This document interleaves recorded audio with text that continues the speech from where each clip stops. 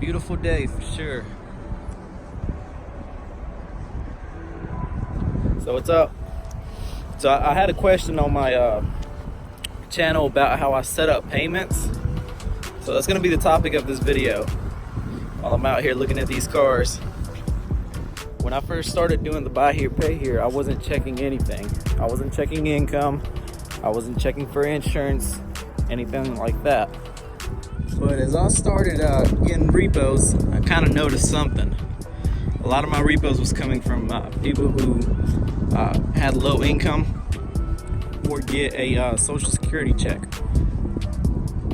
So that's another reason why I say to check your customer's income, get proof of income.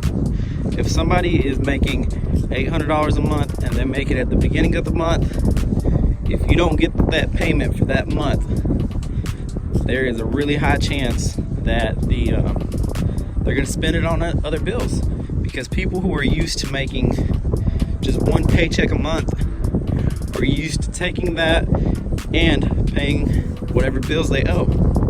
So if they know they owe $100 for that, that week, they're going to pay $100 and try to cover their other bills first. But if you have it set up for monthly, and they know on the first of the month that they owe $300, then they're going to pay that $300.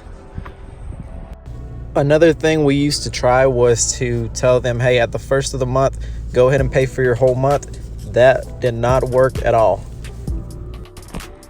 So number one thing is check the income. If they get paid weekly, then set them up for weekly. That way, if their paycheck is on Friday, they can make their payment that Friday or the following day, Saturday. If bi-weekly, then set them up for bi-weekly. Most of the time, if you get a bi-weekly check, it's a little bit higher than just a regular weekly check. But on our weekly customers, we set them up for anywhere between $75 to $100 a week, just depending on their income. If they make $600 a week, most of the time they can afford a $100 payment. That's also another reason why you want to check their income.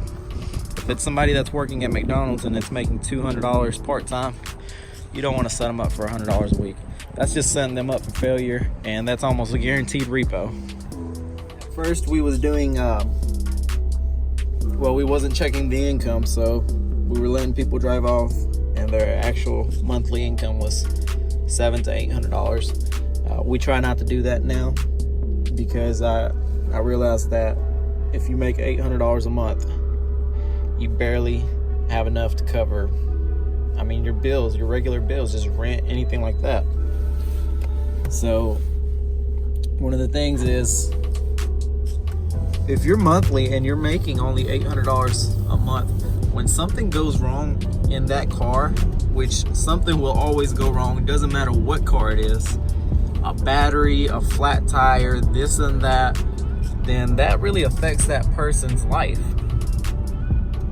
I do put somebody who's very low income in a car. I try to make sure it's going to be something that's got decent tires, pretty good reliable cars, little Hondas that I know when something goes wrong, most of the time it's an easy fix. But here lately, kind of our minimum income requirements has been around $1,200 to $1,500 monthly. But most of our customers, we do set them up for weekly and bi-weekly. Out of 70 customers we've got, probably about 10 of them are monthly, and 7 of them is probably people who get Social Security or some sort of monthly paycheck. I have a customer that we know makes good income, $2,000 to $3,000 a month, 2 people in the household working. Then if they're used to making monthly payments and they put a really good down payment, paid their taxes and everything, they've came in and did all their payments on time, then we will set them up for monthly payments, which that has seemed to be working out pretty good. We also try to get auto pay on those, which most of the time they have no issue because they make their payments on time, so it just saves them the time of going or calling the office to make those payments. So that's my video for the day.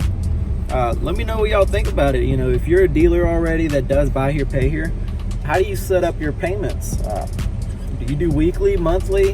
What have you seen that's been, you know, working for you? Also, do y'all think, you know, a lower monthly payment, or, sorry, a lower weekly, or just point blank a lower payment is better, or try to get more, as much as you can?